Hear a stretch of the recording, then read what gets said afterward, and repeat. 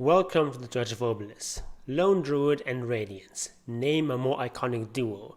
For many years, practically all Lone Druids almost always went for Radiance, but since patch 7.23 dropped, this is no longer the case. So in this video we're going to talk about why that is, what other items you should buy instead, and we're going to look at a very recent game of Secret against Alliance, where MATUMBAMAN plays Lone Druid and manages to end the game really early by going for a very aggressive build on Lone Druid.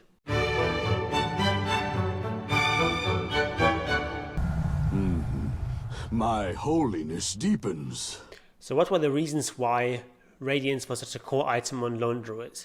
Well, first of all, it allows you to split push, and that's still the case. You can still send out the bear and just do damage with your Radiance, even though the bear is on unleash range. Now you can get an Aghanim's for split pushing, but there's a 4,200 gold investment that doesn't really make your bear any stronger in a direct fight. So it's more of a luxury item that you can't really get very early. And of course you can still do the split pushing today, it's just slightly weaker because of the changes to return. Another reason is that the bear is tanky and it tends to get kited, and these kinds of heroes often build Radiance. The same reason why, for example, a Wraith King often builds Radiance. And that's still very much true, that's still an argument for building Radiance on Lone Druid today. But then there's two arguments that no longer hold up today. So first of all, you need to hit a timing for your fall off with the old Lone Druids. This was especially the case before the introduction of talent, where Lone Druid in the late game was just really weak and you just basically needed to end the game by like 35 minutes or at least have a big advantage, otherwise you just lose. Now that's no longer the case. You have talents, and now in the recent patch you also have this scaling for the bear. You get 5 damage and 75 HP for each level, so the bear now scales really well into the late game, and you no longer have to hit this hard timing before you fall off. And before 7.23, the bear used to have basic attack type. This meant that he, compared to heroes, he dealt 40% more damage to buildings, but 25% less damage against heroes, and this just meant that building traditional right-click items on the bear was a lot weaker because you just didn't scale as well. You just had this 25 damage penalty always on you, and this conversely made items that did non-right-click damage stronger. So Radiance burn is not affected by attack type. Other items of the procs are also not affected. The proc damage from the lightning of a Maelstrom or Mjolnir is not affected, or the proc from something like a Basher or an MKB is also not affected by attack type. So these kinds of items were higher priority on Lone Druid, whereas just a simple right-clicking kind of item like a Desolator just was not very good against heroes because you always had this 25% penalty. But now the bear just does regular hero damage, and this is no longer a factor. So instead of Radiance, a lot of Lone Druids nowadays are building Maelstrom or Desolator as their first major damage item. And the reason these items are stronger now is, first of all, the change in the attack type that we talked about, and secondly, the change to Spirit Link, which is now just a passive that always gives you attack speed, and it gives you almost as much attack speed as the old active used to give you, and it's just always up instead of having a significant downtime. So this just means that these items deal more damage, more consistent damage, they're better at farming. Whereas the burn damage from Radiance is just a fixed amount of damage per second, doesn't get boosted by any sort of item that Lone Druid wants to buy, so that boosts the relative strength of these traditional right-click items. Another very important aspect is that being able to fight earlier in the game is very important right now, being able to control shrines and being able to control jungle so that you can get those neutral items is very important. And of course, if you have to save up for these 3,800 gold to get a relic, that's going to really put a damper into your fighting abilities. Whereas Desolator and Maelstrom have smaller components that allow you to get stronger gradually and fight better in the early game. Mask of Madness is also a very strong item on Lone Druid in this patch, and of course that item synergizes quite well with Deso and with Maelstrom. And then you also have these neutral items that work quite well in combination with these traditional right-click kind of items, whereas the neutral items don't work as well to boost the effectiveness of Radiance. Like, okay, theoretically you could get something like a spell damage item, but you don't really want to put that on Lone Druid. The only spell damage you deal really is your Radiance burn and like the little bit of dot you get from Entangle. But items like Broom Handle, Imp Claw of Destruction work really well with this plan of just building up your right click damage. Of course, you can still go Radiance, it's not a bad item on Lone Druid, but just generally you'd rather have a Maelstrom or a Desolator in this patch. And which of the two you choose sort of depends on how much you want to farm versus how much you want to fight. Maelstrom into Mjolnir obviously is a really good farming item, and perhaps even better in terms of farming than a Radiance. Of course, you lose out on the split push, but normal kind of farming in the heroes nearby is probably even faster with the Mjolnir than with a Radiance. And Deso is more of an item you get if you want to end the game early, if you want to fight very early, and if you have other heroes in your team who are quite greedy, who need some space, then Desolator is probably the item of choice. So now let's jump into the game where we see Matu on Lone Druid crushing the early game with Desolator. So in terms of starting items, we see a Overvenom and a Quelling Blade on the bear, and just a single set of tangos on the main hero. He has 60 gold left. I'm not sure why he isn't buying a TP for his spare, or at least a branch for himself. So at the start of the game you don't deal that much damage. You have 40 damage on your hero and 25 on your bear. And then of course against melee heroes they always have this 8 damage block, so your bear effectively only deals 17 damage and your hero 32 damage. So if you add that together, that's not very much. But of course you have this range on your hero, and this bear is fairly tanky. Not as tanky as it used to be. It used to have 1,400 or 1,500 at the start, but now it's only 1,100. So in the past, Lone Druid at the start was all about just last hitting and denying, but now you can actually entangle at the start. You can definitely do these sort of things, but Puppy is perhaps a bit too forward here, and he's going to pay with this with his life, and that's first blood. That's obviously a bit too aggressive from Puppy. So pretty bad start for Matu and Puppy here so far, and the Spear's also in trouble, taking a lot of damage here. Spear's not as tanky as it used to be, obviously, so you have to be careful. And here it would have been quite nice for him to have a TP, so he could TP his bear back to base without having to resummon it. But now he has to just go for the resummon, which of course is risky. If he dies here in this lane, then he's in really big trouble, because the bear is now at 2 minutes cooldown. Nicely getting the last hits here on the tower. This is one of the things that's fairly easy on Lone Druid. Of course not as easy as it used to be, but still not that hard. The Puppy's gone for this Cold Embrace to try and survive here. And we have some nice body blocking here from the bear. And this is a lane where you can still play aggressively. These are two melee heroes. You can still harass them. Just have to be careful not to be caught out. But of course with this Cold Embrace available, you can play quite aggressively and always have this as an out. And now they're going on this Winter Weapon again, and he can just Cold Embrace himself and just allow Matu to just hit them without any repercussions. And Matu is bringing himself out a Blades of Attack and a Blightstone. Both of these are just going to help him out with his last hitting a lot more, and just do a lot more damage against these heroes. And movement speed is not as important as of yet. It's more about just trading well. And now you can just go on these heroes, even though they have the creep disadvantage. They can still do this and get away with it.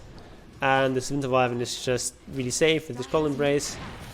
However, Matu is a bit too far forward, and he almost dies, but only almost. Now continues it up with every hit from the bear. He gets a couple of HP back, but don't overestimate this heal at the start. It's not that much. It is enough to get the kill here. Didn't point this out at the time, but Matu actually got a Town Portal scroll now on the bear. You have to be careful with that. You have to manually give it with your courier. Rune fight here easily won with this usual Savage Roar. And now the bear just teleports home, heals up, and can complete these phase boots. Personally, I would have liked him to just get like 2 branches with this remaining gold. So that just make you a little bit stronger, and you have all these empty slots, so might as well put something in them. And you have Basher coming in, but it's not quite enough, and Matu actually in big trouble himself, but gets healed up here by Puppy. And this Brewmaster now is trying to get this kill, but he can't really. It's not going to work, and he is going to die here eventually. And Tusk also has to retreat. And there's a kill for Matu, and now he's just in a really comfortable slot. They have a catapult wave now, so they can play aggressively here. And if you get any sort of root here, you do a lot of damage. It's probably not going to be a kill, but you can do a lot of damage. And like this, Brewmaster doesn't have boots yet, so you can easily run him down. And this Tusk, he does have boots, but he's still being blocked out here by this nice fissure from mid one, who is standing in here for Secret as their position 4, because Yapso did not come with them. And it's important to just stay here so that this catapult is protected. And now with a nice fissure, you can go in this Brewmaster. This Brewmaster is so low, and he's trying to get it, but very, very nice tree planted here from 33 to save himself. That was a nice play. And we see a fortification here to save this catapult. And being able to push on this tower, very important. This catapult is so low, but now that other creeps are here, this tower is not going to focus it, so they have to use it with their heroes. And of course that's very risky against this bear. But now finally Matumbaman euthanizes that catapult. And after his phase boots, Matu is going straight for Desolator, which is a bit unusual. Usually you see the Mask of Madness first, but he feels like he doesn't really need that sustain right now and just wants to get this raw damage from the Desolator. Of course, there's a lot of heroes here on this enemy team that have quite low armor, like this Brewmaster doesn't have very much armor. It's only 3 armor here with the tower gone. Shadow Fiend has decent armor, of course, but Wraith King doesn't have a lot of armor. And now that does Wisp or this Tusk. 10 minutes is coming up, so they want to fight for this outpost. So Matu is TPing top to help out Zai's Doom. Doom is available here. So they first secure the rune here, and they also trying to get a kill on Io, and that is a kill. And now they have this outpost, and it's really hard for them to fight here for Alliance, even though they have this double damage on Shadow Fiend.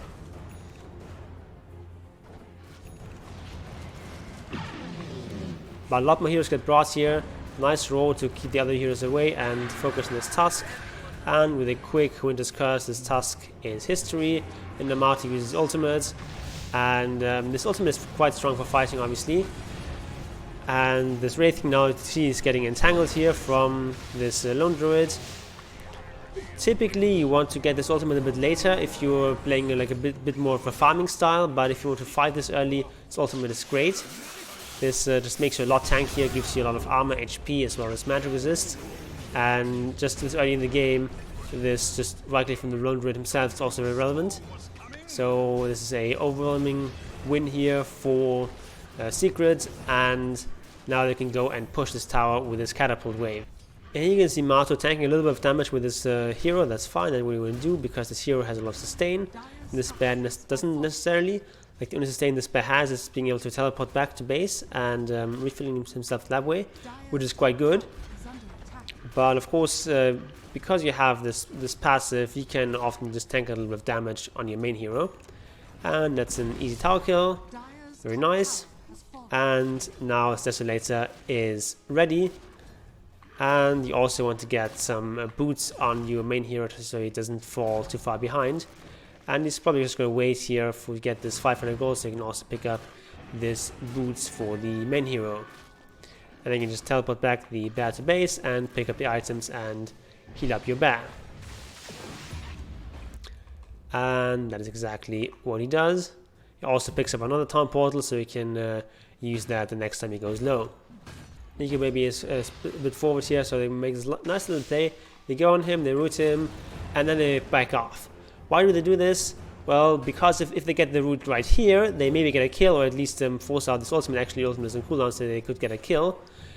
With the Deso complete now, he goes back for this Mask of Madness. Very sensible, of course. It's an excellent item on Lone Druid, gives you the attack speed you need, and also the sustain you want on your bear. They're pushing this middle tower now, and they're going in this IO, trying to get a root here. And there's some rotations here, but they get an easy kill and they get out. And it's very nice Winter's Curse once again. This Tusk is going to die, with the help of this Centaur from 33 and Bears even being saved here with the Cold Embrace. And now you can just TP him out, and he's still being attacked by his little kobolds here. You can just TP him out, actually resummoned. Okay, but he could have TP'd him out. And Nisha here has a haste rune, so he's feeling a bit frisky, but yeah, this is questionable at best. Especially if you're so far ahead, you don't want to feed in these kinds of kills. So now it's just back to farming for Matu, using his Iron Talon, just picking up some of these camps. All the waves are pushed in quite well, so there's no point in going up here and pushing this wave, that's too dangerous. You just want to sit here in the jungle and farm for a little bit, especially since you have this summon Spirit Bear on cooldown, so you definitely don't want to buy. If you die here, you give up your entire lead. It's very important. And now he's setting out the bear to pick up runes, so he passes along this Desolator onto his main hero. So nice little efficiency play that he can do on Lone Druid. And here Matu is demonstrating a nice technique here. If you, especially at night, you can do this, you can just stand here outside of vision range and hit the creeps with your bear. And the enemy know that you're in the area somewhere, because of course you don't have Aghanim's at this stage of the game, but they don't know exactly where you are, so this makes you a lot safer and just allows you to push those risky waves with less chance of dying. You also have a dragon scale now being picked up on the bear. I think this was passed on from Midwin's Earthshaker. This is of course an excellent item on the bear. You really want armor, and especially because you have this Mask of Madness, which lowers your armor, so every point of armor is very nice. And of course this passive is good for pushing those towers. They're into Roshan now, and this is something you actually do as Lone Druid, because you have so much sustain with your passive that you can just even tank this Roshan for quite a while. And of course with this minus honor from Desolator, this attacks from Mask of Madness, this Roshan falls reasonably quickly, and Alliance have no idea that this is happening. So while they're doing this, they can all just take a outpost here, but that's not enough compensation for a Roshan. Now they're smoking up. You have this Aegis on the Storm Spirit. You can jump in here confidently and just go on this Shadow Fiend. It gets doomed, and Shadow Fiend's able to sort of walk it off with this IO, with his healers provided by Mech, and of course the movement speed, but IO unfortunately is going to pay with his life. Or fortunately for Secret, Nico may be also kind of in trouble, but this bear also taking heavy damage. Of course this bear having his focus can die quite quickly, especially with this Shadow Fiend and his raises. And now there's a slight delay here on Solar Spirit Bear. Brewmaster has ultimate up but gets disabled and can't get it off. His ultimate just came off cooldown and he was just disabled and couldn't get it off, which meant that this fight is just a big win here for Secret. Nico Baby is alive again, but he can't do anything. Nisha gets cold embraced and saved that way, and at this point the game is pretty much over. So this is how you dominate on Lone Druid in the early game. Coming up on this channel is going to be a video on playing Chen in the late game, so if you don't want to miss that, please subscribe and ring the bell so you don't miss that video. And down in the comments, please tell me what other heroes you want to see content on. Do you want to see more Lone Druid content? Do you want to see heroes like Beastmaster or Enchantress or Brewmaster on this channel? Tell me down in the comments, and in the meantime I recommend you watch these videos, and all is willing, I'll see you there.